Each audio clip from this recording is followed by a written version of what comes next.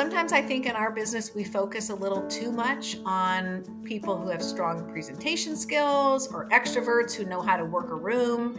And those are great. That's important. But when I think about major and principal gift fundraising in particular, I think that having that real keen ability to listen very carefully to what the donor has to say and to try to tap into their higher motivations for what they want to accomplish, that's when the real magic happens.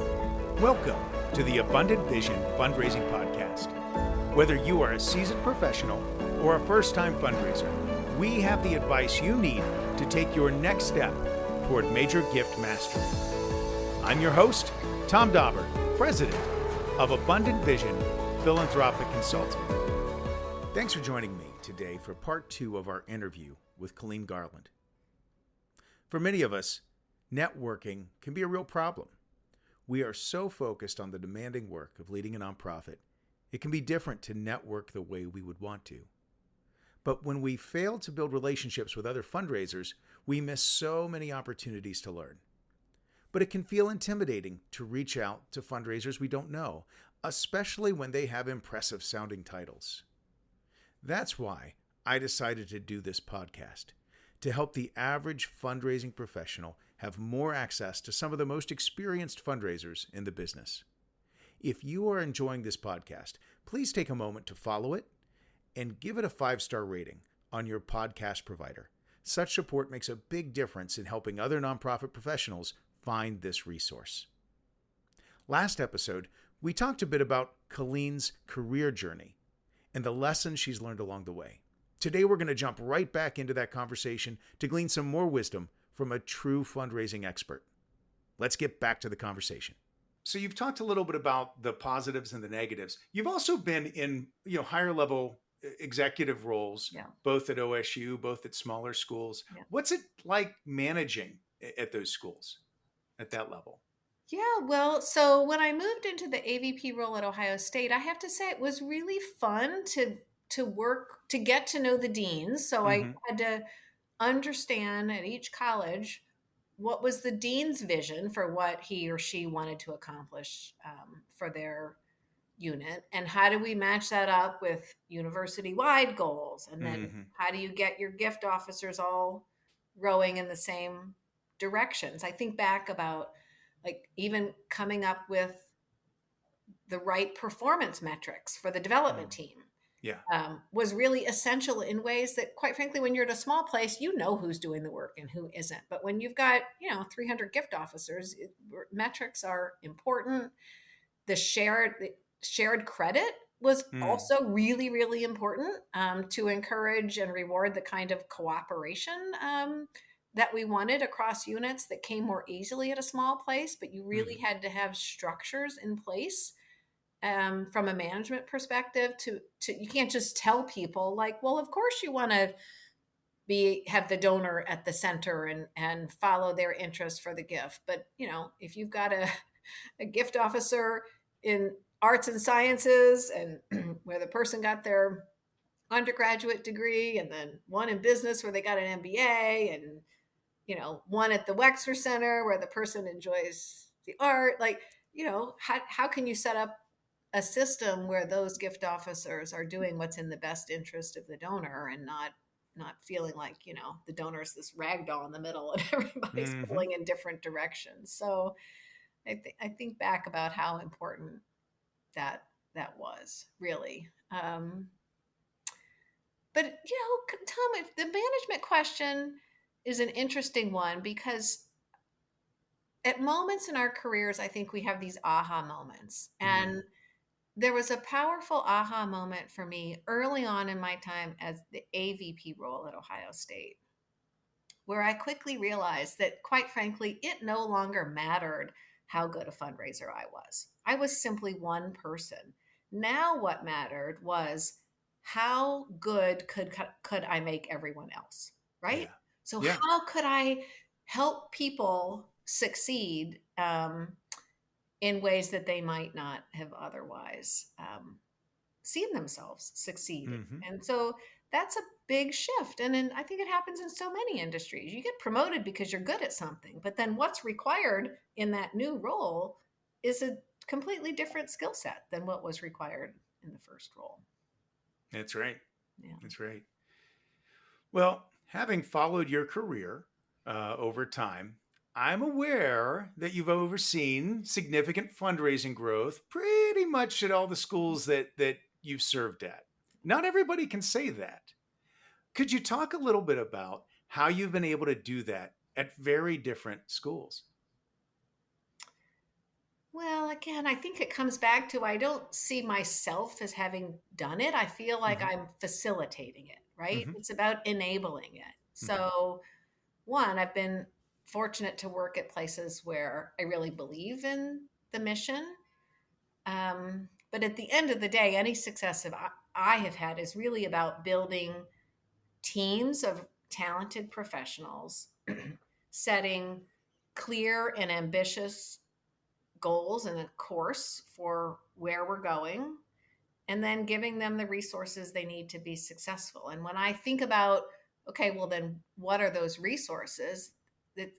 It's not just dollars. I mean, the first thing we think of is dollars. And yes, you've got to make sure your folks have both the budget dollars to do what they need to do and that they're well compensated. Hmm. But it often means equally important things like access to information, right? do Yeah. they do they know enough to be effective at their role? Do they have access to the information that's happening, or to the people, right? Do they have access to the right deans or provost or president, as the case may be? Are we providing the right professional development opportunities? And really important, I think, is giving them the opportunity to fail in a safe environment, right? If Yeah. people are afraid to fail, then we never get any better. And so I've worked really hard to try to create an environment where my teams see that we're pushing to always get better. And that means we're trying new things. And some of those new things are going to fail. And that is okay. That is more than okay. That's a sign that we're being courageous and we're trying new things. So I think such a big part of the success I've been a part of is really not even about me. It's about creating that environment for other people to be successful. Oh, that's great. That is great. Well, speaking of teams, you've done your fair share of hiring over the years. Yeah. I'm curious, because we've got executive directors listening to us, other sorts of management people, and they're looking maybe to hire chief development officers or development officers. When you think back over the years of your best hires, are there any commonalities you've seen emerge in those employees? Yes. So when I think about this, there are some clear qualities that I have sort of arrived at the conclusion that matter most. Hmm. What I'll say I haven't cracked the code on is how do you best suss that out in an interview? So Yes. if somebody else has the answer to that, I'll be listening very intently. But the things that I think matter the most are a sense of curiosity Hmm. and listening skills. Those are at the top of my list. And that somebody who is really eager to learn, eager to contribute. I really believe what we do can be taught. Most of what we do can be taught if, and this is a big if the person believes in the mission and approaches the work with a sense of humility, where they want to learn and that they're willing to take some risks and learn the business. Sometimes I think in our business, we focus a little too much on people who have strong presentation skills or Hmm. extroverts who know how to work a room. And those are great, that's important. But when I think about major and principal gift fundraising in particular, I think that having that real keen ability to listen very carefully to what the donor has to say and to try to tap into their higher motivations for what they want to accomplish, that's when the real magic happens. And often it's more of the introverts who have that ability to really focus on the person that they're talking with. Now, again, our business includes more than just major and principal gift fundraising. So I have found that a lot of the people with really great people skills who know how to work a room, they can be fantastic in alumni relations and even annual giving, where you're working with larger numbers of people. Mhm. But when it comes to major and principal gifts, I think that ability to listen and ask really thought-provoking questions that take the donor down a path that they might not have even thought about, that's the real key to success. Tom Dauber here for Abundant Vision Philanthropic Consulting. Fundraising can be hard work, and it can be hard to mentally get into the place you need to be in order to see new opportunities. Everyone struggles with it.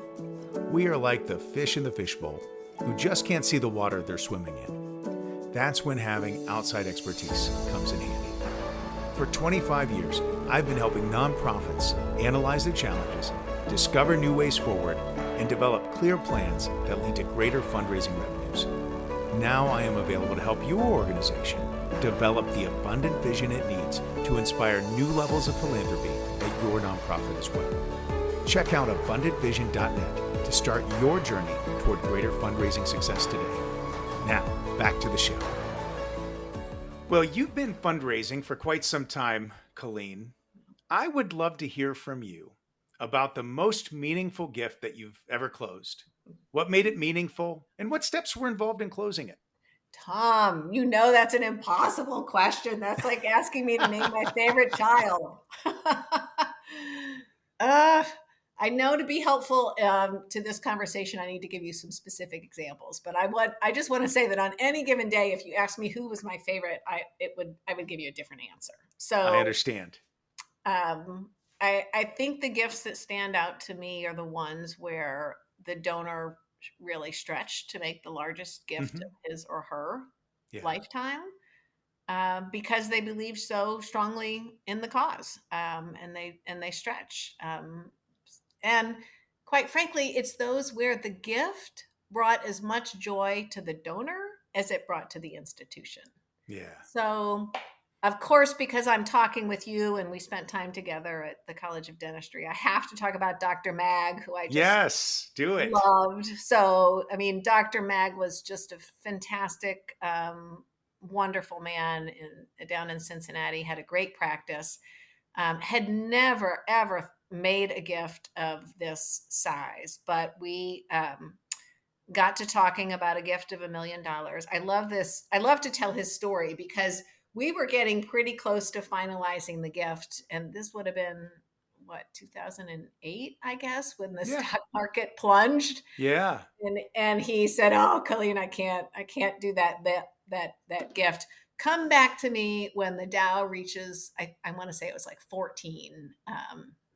And I put a stock ticker on my desk, and every single day I checked that stock ticker.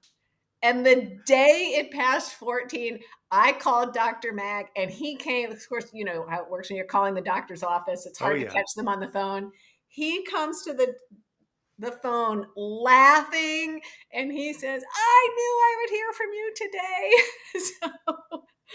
So that milestone was reached. He knew that I was going to hold him accountable to it, and we were off and running. And he and his family made not only their largest gift, but the largest outright gift that the College of Dentistry had ever received. So that was just thrilling for his family, and for us. I think about a recent family that I've been working with at Kenyon, actually, who are the parents of a former student. So you would think, why would they care about Kenyon? Their daughter graduated 10 or more years ago. But this is a family who cares deeply about first-gen students who come from limited financial resources. We had just come off of a fundraising effort that was focused on increasing the enrollment from those kids, our Pell eligible and DACA students. And so in conversations with this family, they said, "Okay, well, now you were successful with that. You're going to have all these additional students. We want to make sure that you have the resources to support them when they're there, and that they can thrive." And so, again, this family that had been making modest annual gifts, but who we knew had the potential to do more, are now in a $500,000 commitment for a pilot project to expand the access, the support systems for these students. So that's a really recent one. I can't talk about my favorites without mentioning the really sort of breathtaking gift that I was so fortunate to work on at Kenyon with one of our donors who is anonymous, Hmm. but who made a $100 million commitment. And the reason it's so powerful, this is a very generous person. This is not by any means his first, although it's his largest gift to Kenyon. The reason it matters so much is the very careful way he looks at our campus Hmm. and he thinks about how the campus should be developed in ways that retain the beauty and the respect to our historic architecture. As I mentioned, we're coming on 200 years, so it's a college that's been around for a very long time. We're on the top of a hill with beautiful surroundings. He cares very deeply about how do we preserve the views, but yet he also wants to understand how do we grow in ways that meet the needs of current students and current enrollment goals. And Hmm. at Kenyon, we came out with a strategic plan that called for some modest growth in enrollment. We're 100% residential as a campus. And so, in order to grow, that means we have to build residence halls. Well, if you were to ask me before working with this donor, do donors give to residence halls? I would say absolutely not. Like they don't. Donors don't want to give to residence halls. But in this case, this donor over, time understood that that was our biggest priority. And we had a campus master plan that showed where, if in fact we were to need new residence halls, where they would be sited. Hmm. And about a year of conversation, one day, the president and I were sitting with him, and he said, I know you guys can't afford to do this on your own. What if I fund the whole thing? And those were the magical words. And Tom really, we hadn't even talked about the amount. It, Wow. it was just about what we needed to do, the number of beds, the buildings, where they would go. It was probably another 6 months of conversation before we even got to the dollar amount of what it Hmm. would cost. It was pretty extraordinary. Wow, that's remarkable. Yeah, That's fantastic. Thank you for sharing those stories with us, Colleen. you bet. Mhm. I could do Well, that all day long. I'll bore you. yeah, Yeah, I there's love it. 30 years in this business. We end up with a lot of stories, right? Well, we do. And I think one of the hard things, especially for fundraisers at small shops, is they don't necessarily have other fundraisers with to swap stories. Yes. And they don't have older fundraisers maybe working with them that they can learn from and see doing the trade. And that was one of the things that made me want to just start interviewing a lot of my old mentors and bosses, and just to make sure those stories get out there for some of my clients that need to hear them. Honestly. I think that's so smart. Honestly, again, I think back to how fortunate I was to work with colleagues who, were more experienced than me, they were older than me, and were willing to Mm, share their expertise. But there was nothing more thrilling than coming back from a trip and being able to go to my fellow major gift officers and say, yeah. guess what so and so did? Or on the contrary, geez, I'm really stumped with this guy. What Yeah. advice do you have for me?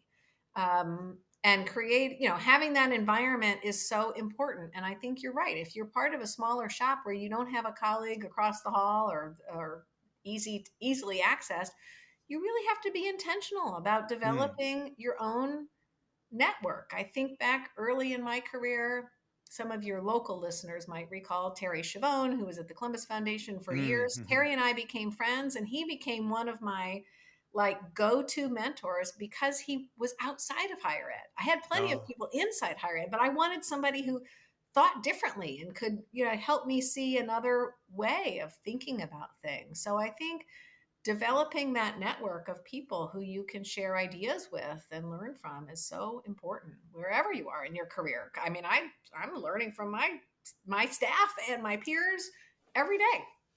yeah. Yeah, that's right. I remember when you moved us over to 660 Ackerman Road for a time Yep. while we waited on better facilities over there at the dental school. And, Mike Hube was right next to Steve Tumblin's, who Hmm. was doing corporate. And I just learned so much from him in corporate fundraising. And that ended up, really impacting both my career at dentistry, but really at pharmacy, where there was just a whole load of corporate work to be done. But I may not have ever gotten to know Steve, had it not been for you moving us over there.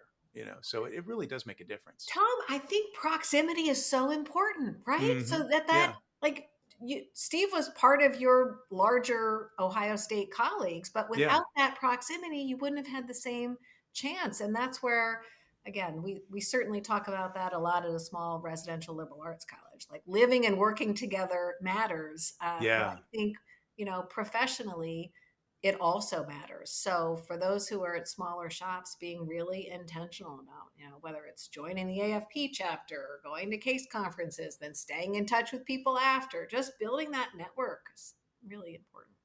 That's for sure. Well, you've already shared some advice, but I'm wondering, do you have any other advice for inexperienced fundraisers, whether they're development officers or executive directors, who are looking to develop some level of mastery in soliciting major gifts?